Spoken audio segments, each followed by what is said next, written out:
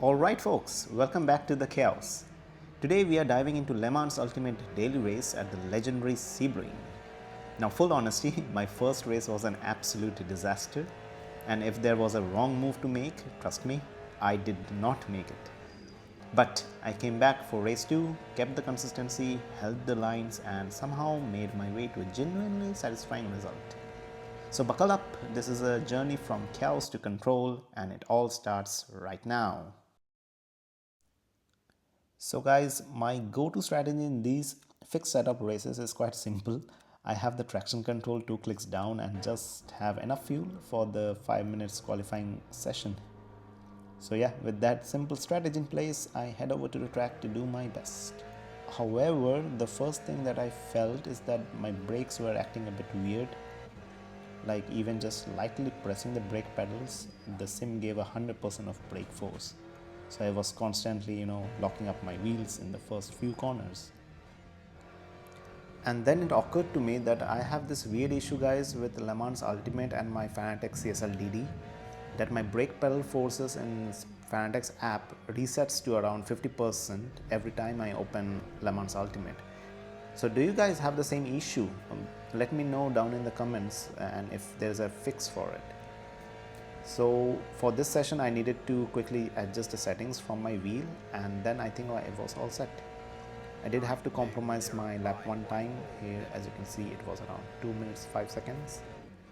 Like in Sebring, if I push I usually get around mid 2 minutes 2 seconds, but as you can see the qualifying session for this race was not the best from my side, and that ended me up in P19th.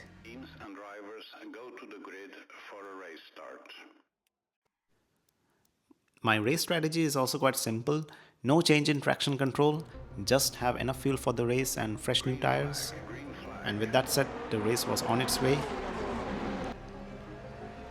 I was really careful because I was starting from the back and was trying to avoid any kind of incidents that I can see far ahead of me.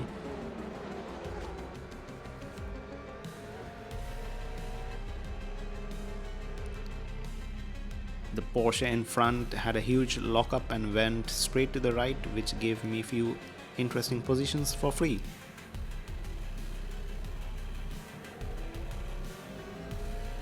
Then we come in this challenging straight line followed by a really slow hard right turn where I almost kissed this Ferrari on the back. Good avoidance from my side.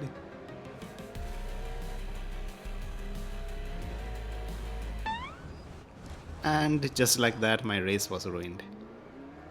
There were cars all over the place, so let's take a step back and see what happened.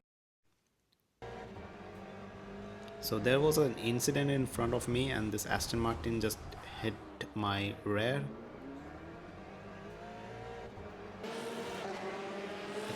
The same incident from different angles and saying farewell to my wing. Actually at this point I didn't realize that I lost my wing, and I kept pushing, and when I braked I was sliding all over the place. Guys, this is where you kind of appreciate the aerodynamics in this car. Like when you don't have a wing, it's so hard to drive. I mean, you can drive straights, but once you brake, you don't have any control. I mean, you will slide all over the place unless you maintain a steady speed. This poor chap might also have suffered damages. So yeah, I decided to head over to the pits and see what I can gain from this race.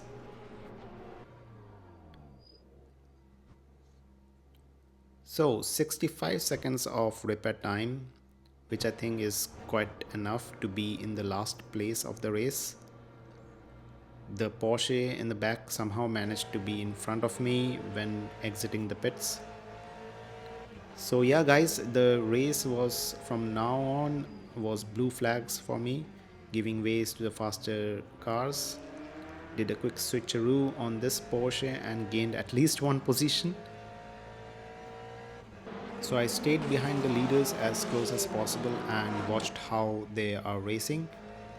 And this is where I found out that they were making quite a lot of mistakes, like locking up the tires, going over the grass. And then it occurred to me that maybe I should give this race another try. If I make less mistakes and take care of my tires, maybe there's a chance in winning, or at least have a really good position.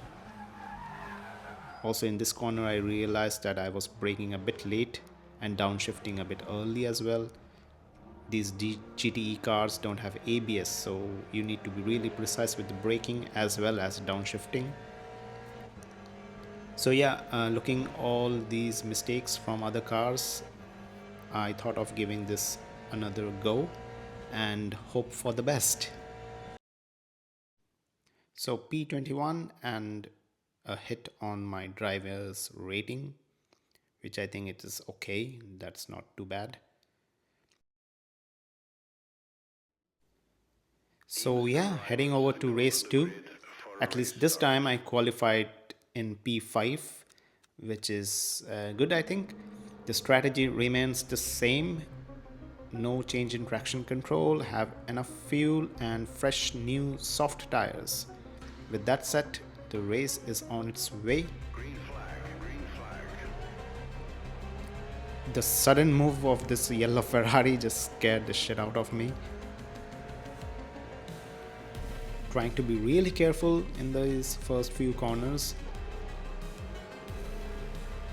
and also like trying to maintain my position. I had this car at the right and a huge lockup from this Ferrari, which gave me, signs that I should be really careful behind him. And Sebring is a really challenging track. It's so bumpy, and in these soft tires you need to take care not to have flat spots, because you get this huge vibrations from the wheel, which makes it very uneasy to drive. So at this point I gained one position from the pink Ferrari at my back, and I also tried to make sure to be really careful not to hit this red Ferrari in front of me. Like in this corner, you can see I almost kissed it.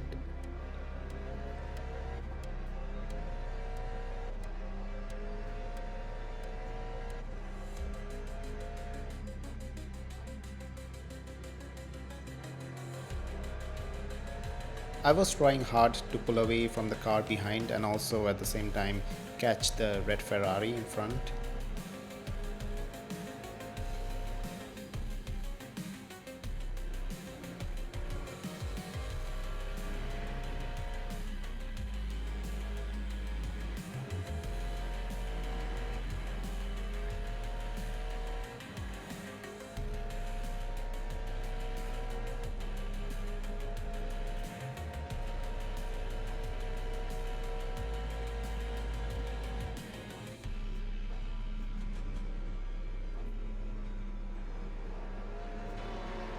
With one position gained, this was end of lap 1, but I did have pressure from behind from this pink Porsche.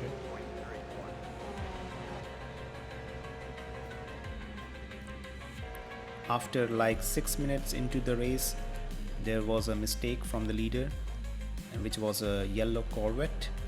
So he ended up in P3 right in front of me.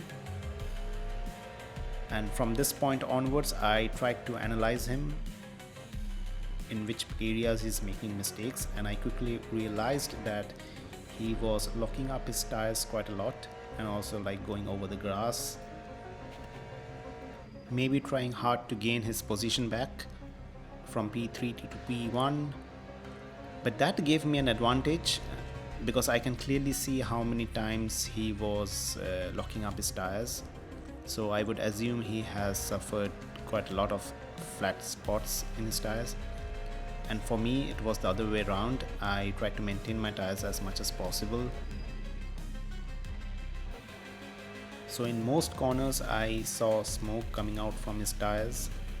So he was really trying hard to place his car in the correct position in every corner.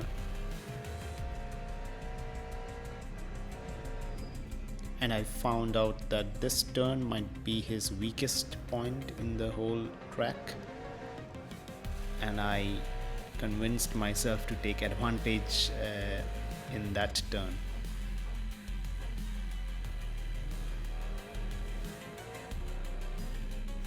And again, the same corner, he was really fighting for his tires, and that gave me really good advantage now. I mean, I was so close behind him, and just around 3 minutes left for the race, I knew I had to take the podium.